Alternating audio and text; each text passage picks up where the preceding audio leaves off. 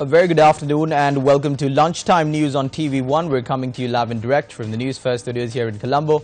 Let's first start off with a look at the stories that made it to your headlines this afternoon.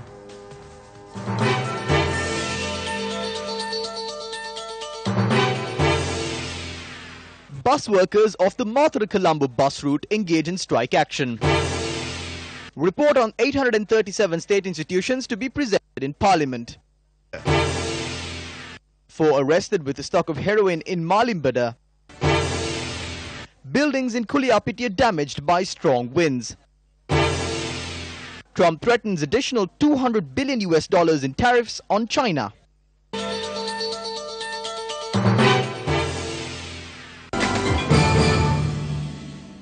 Starting off with your top story this afternoon, the report of the Committee on Public Accounts, or COPA, is scheduled to be presented in Parliament when it convenes at 1 today.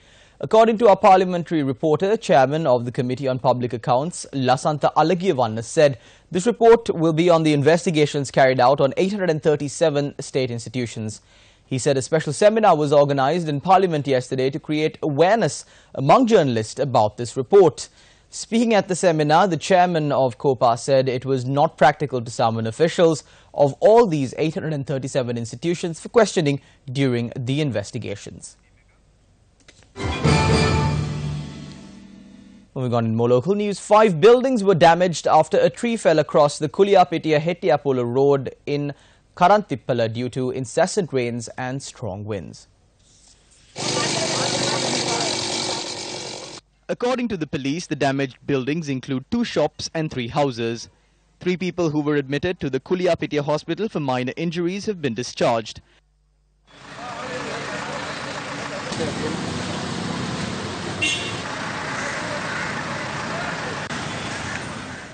The flow of traffic along the Kuliapitia-Hettiapolo road was returned to normalcy after the police, army and the disaster management officers removed the tree from the area.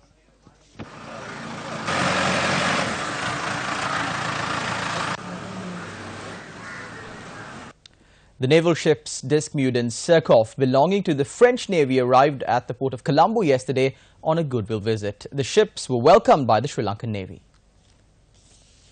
Sri Lanka Navy announced that Commander Christian Ribert carries out duties as the commanding officer of the ship and that this is the first instance where a ship commanded by a lady arrived at the Colombo port.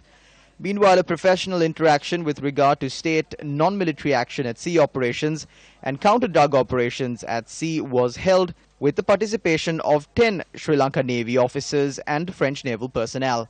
Sri Lanka Navy said that the ship, which arrived for a day-long visit, departed from the island last evening.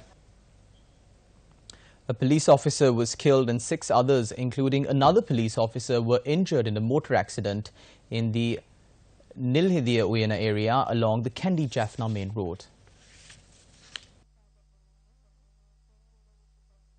The police media unit said the accident took place at around 11 last night when a car travelling towards Kandy veered off the road and collided on 2 police officers who were patrolling the area. Following the accident, 4 people who were travelling in a car and 2 police officers were admitted to the Mathale hospital. Later, one of the police officers succumbed to his injuries. The deceased was a 49-year-old police sergeant. The driver of the car has been arrested. Meanwhile, a man who was repairing a 3-wheeler in Payagala, Polwatha, died after being hit by a van. The accident had occurred last evening while the person was repairing the 3-wheeler on the side of the road. He was a 35-year-old resident of the area. People in the 3-wheeler at the time of the accident and 2 others were also injured and admitted to the Nagoda hospital. According to our correspondent, their condition is critical. A tipper truck travelling along the Dambula-Kurunegala main road veered off the road in Rangvediava. The tipper truck, which veered off the road, hit a shop and toppled. The driver of the tipper truck had sustained severe injuries and was admitted to the Galevela hospital. A ceremony to felicitate the athletes who won medals in the recently concluded Asian Junior Athletics Championship was held under the patronage of Minister of Education Akila Viraj Karyavasam. The event was held at the Education Ministry Auditorium. 100,000 rupees were gifted to the athletes who won medals at the championship. In addition, participants were handed over 75,000 rupees and the principals and the coaches were also awarded with cash prizes. The minister expressed his views regarding the change in syllabus for ordinary level. This is a false accusation.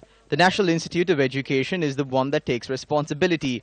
No one from the National Institute of Education will for any reason remove the history subject. Don't try to win this by doing these things, by bringing these kind of things and misleading the religious leaders.